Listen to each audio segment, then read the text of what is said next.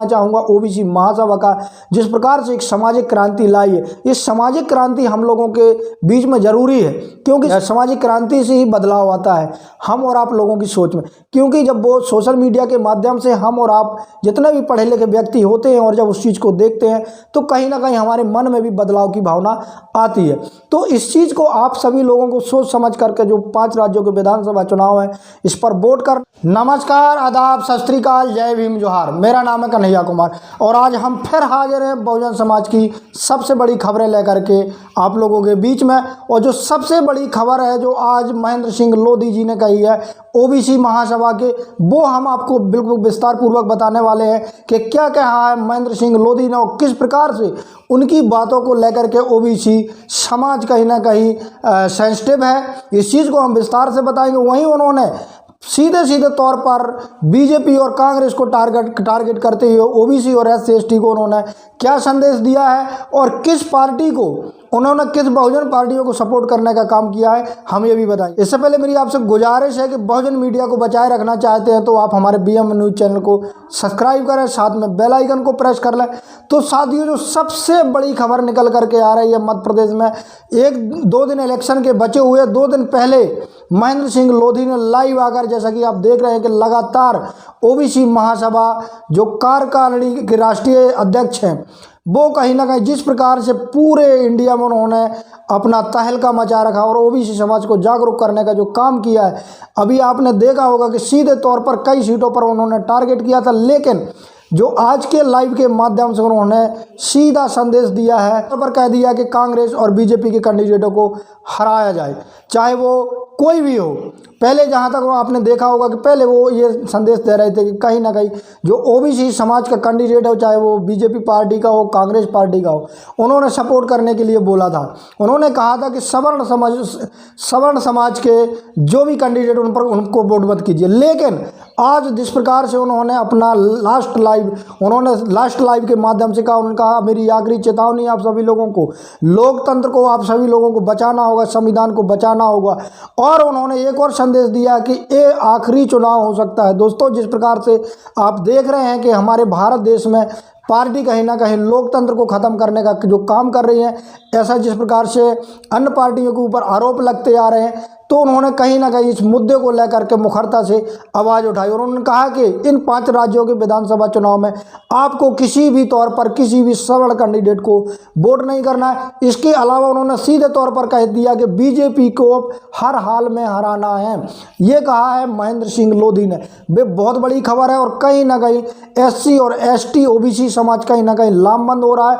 और उन्होंने सीधे तौर पर कह दिया है कि जो 5 राज्यों का विधानसभा चुनाव है लोकसभा का सेमीफाइनल माना जा रहा है। और उन्होंने सीधे तौर पर कहा कि जो बहुजन पार्टियां हैं, जितनी भी बहुजन पार्टियां हैं, उन्होंने जैसे कि यहाँ पर मध्य प्रदेश में सबसे ज़्यादा टारगेट करते हुए कहा है कि बहुजन समाज पार्टी को आप सबसे ज़्यादा वोट करिए, गोंडवाना गणतंत्र पार्टी को वोट करिए, समाजवादी पार्टी को वोट करिए। लेकिन उन्होंने सीधे तौर पर ये आरोप लगाया कि जो भी मनुवादी पार्टियाँ, चाहे वो बीजेपी हो, कांग्रेस हो, इनको वोट मत करिए। ये कहा है महेंद्र सिंह लोधी ने। तो एक बहुत बड़ी खबर हो सकती है। और शायद जिस प्रकार से आज हमारे भारत में ओबीसी फैक्टर चल रहा है, जैसे कि आपने देखा होगा कि नीतीश कुमार भी कहीं ना कहीं का कर रहे हैं और कहीं ना कहीं जिस प्रकार से बीजेपी पार्टी और कांग्रेस ओबीसी समाज से डरी हुई है, जैसे कि आपने देखा होगा कि बिहार सरकार ने 75% बढ़ा करके आरक्षण कर दिया है। वहीं उन्होंने नौकरियों में भी 75% हिस्सेदारी, चाहे वो प्राइवेट हो चाहे सरकारी हो, हर जगह देने की बात कही है।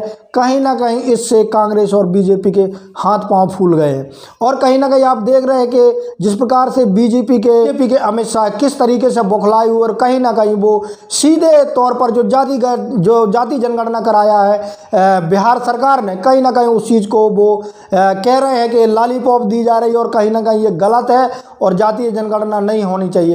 जैसे कि आपने देखा भी होगा केंद्र सरकार में रहते हुए भी बीजेपी सरकार ने जातिगत जनगणना के होने पर उन्होंने याचिका लगाई थी सुप्रीम कोर्ट में। उन्होंने कहा था कि जातीय जनगणना नहीं होना चाहिए। वहीं आपने देखा होगा कांग्रेस भी इस चीज़ पर पीछे नहीं है। कांग्रेस ने भी आज तक जो जितने भी जातीय जनगणना एक बार कराया, लेकिन आज तक उन्होंने आंकड़े पेश नहीं किए। इस तरीके से जो ओबीसी और SC ST समाज है कहीं ना कहीं बहुत ज़्यादा नाराज़ है और इस चीज़ का बेनिफिट मिल रहा है बहुजन पार्टी। हमारे बहुजन नेताओं को भी सोचना होगा, जिस प्रकार से आज लामबंद हो रहा है SC ST OBC समाज, उस चीज़ को सोचते हुए जितनी भी बहुजन पार्टियां हैं उनको कहीं ना कहीं अपने लोगों को प्रतिनिधित्व देने का काम करना चाहिए। और लगभग आने वाले 10 साल में जिस प्रकार से आज का दौर चल रहा है, आज की जागरूकता चल रही है, एक सामाजिक क्रांति चल रही है, कहीं ना कहीं हमें ये लग रहा है कि आने वाले 8 से 10 साल में बहुजन समाज की सरकारें होंगी। जितना भी बहुजन समाज पार्टियां हैं उनकी सरकारें होंगी और कहीं ना कहीं हमारे नेताओं को मिलजुल करके भी लड़ना चाहिए। आप देख रहे हैं कि सारी पार्टियां बहुजन समाज पार्टी को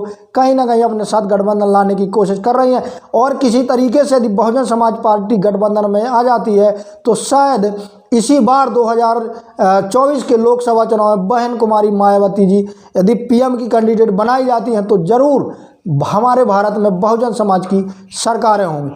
लेकिन तय आप लोगों को करना होगा, कहीं ना कहीं आप लोगों की जागरूकता से भी कहीं ना कहीं ये चीज़ें तय होती हैं। जिस प्रकार से आपने देखा होगा कि OBC समाज का व्यक्ति कहीं ना कहीं, जहां मैं कभी ये सोच भी नहीं सकता था कि OBC समाज इतना जागरूक होगा, लेकिन OBC समाज में जागरूकता आई है। अपने हक और अधिकारों के बारे में वो जानने लगे हैं, पढ़ने लगे हैं, संविधान के बारे में जानने लगे, समझ लगे। कई मेरे पास OBC समाज के बड़े लोगों का फ़ोन आता है और कहते हैं भैया आप जिस प्रकार से सोशल मीडिया के माध्यम से, चाहे हमारे शंभू कुमार जी हों, चाहे वो आर्टिकल 19 के नवीन कुमार जी, ऐसे हमारे बहुजन पत्रकार हैं, कहीं ना कहीं जागरूकता का काम कर रहे हैं, कहीं ना कहीं वो उनको भी मोटिवेट करने का काम कर रहे हैं। तो कहीं ना कहीं ये हमारे लिए, हमारी समाज के लिए एक पॉजिटिविटी है और आने वाले भविष्य में हमें लग रहा है कि बहुजन समाज की सरकारें होंगी। इसके अलावा आपने देखा होगा जो 5 राज्यों का विधानसभा चुनाव चल रहा है, आप देख रहे हैं कि जिस प्रकार से जो गोदी मीडिया हमारे जो बहुजन समाज की पार्टियां हैं उनको दिखाने का काम नहीं कर रही, वो एक तरफा बीजेपी और कांग्रेस को कहीं ना कहीं दिखाती और उनके ही आंकड़े पेश करती हैं। लेकिन आपने देखा होगा कि जो बहुजन समाज पार्टी है, चाहे वो तेलंगाना में हो, चाहे छत्तीसगढ़ में हो, चाहे मध्य प्रदेश में हो, चाहे राजस्थान में हो, यहाँ पर वो ट्रिंगल मामला फंसाते नजर आ रही है। मैं दावे के साथ कहता हूँ कि यदि बहन कुमारी मायावती जी 8 से 10 सीट यदि प्रत्येक प्रदेश में जीतती हैं तो बहुत ही ज़्यादा पेचीदा मामला फंसेगा और हो सकता है जो पार्टियां, चाहे वो कांग्रेस हो, बीजेपी हो, बहन कुमारी मायावती के जो भी CM के कैंडिडेट होंगे उनको CM बनाना पड़े। और यदि CM नहीं भी बनाते हैं तो आने वाले भविष्य में देखना, यदि वो मंत्रालय, जितने भी हमारे विधायक होंगे उन सभी को मंत्रालय दिए जाएंगे, क्योंकि बहन कुमारी मायावती जी आप जानते हैं किसी प्रकार से कमज़ोर नहीं और किसी प्रकार से किसी के सामने झुकना पसंद नहीं करती हैं।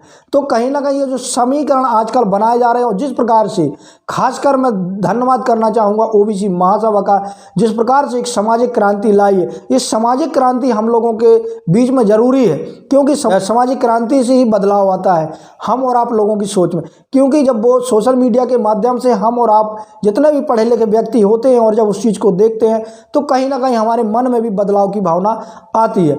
तो इस चीज़ को आप सभी लोगों को सोच समझ करके, जो 5 राज्यों के विधानसभा चुनाव हैं, इस पर वोट करना होगा। सरकारें कहीं ना कहीं आप लोगों की हिमायती की बात करती हैं, लेकिन वास्तविक रूप से आपको देखना ये पड़ेगा कि जो हमारा हित चाहती, जो हमारे SC ST OBC समाज का हित चाहती, माइनॉरिटी का हित चाहती हैं, वो कौन सी पार्टियां हैं।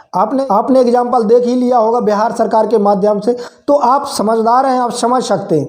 और कहीं ना कहीं आप लोगों को जागरूक बनना पड़ेगा, अपने लोगों को जागरूक बनाना पड़ेगा और गांव-गांव में जा कर के आपको जागरूकता कैंपेन चलाना पड़ेगा। तभी हमारी समाज में जागरूकता आएगी और तभी हम अपने संविधान को बचा पाएंगे, लोकतंत्र को बचा पाएंगे और कहीं ना कहीं अपने हक और अधिकार लेने में समर्थ हो पाएंगे। तो मेरी आपसे गुजारिश है कि आप अपने आसपास के लोगों को करने का काम करें। मैं BM 90 की आपसे गुजारिश है कि अभी तक हमारे चैनल को सब्सक्राइब नहीं किया तो चैनल को सब्सक्राइब कर लें, साथ में बेल आइकन को प्रेस कर लें, अपनी राय कमेंट के माध्यम से जरूर दें। धन्यवाद।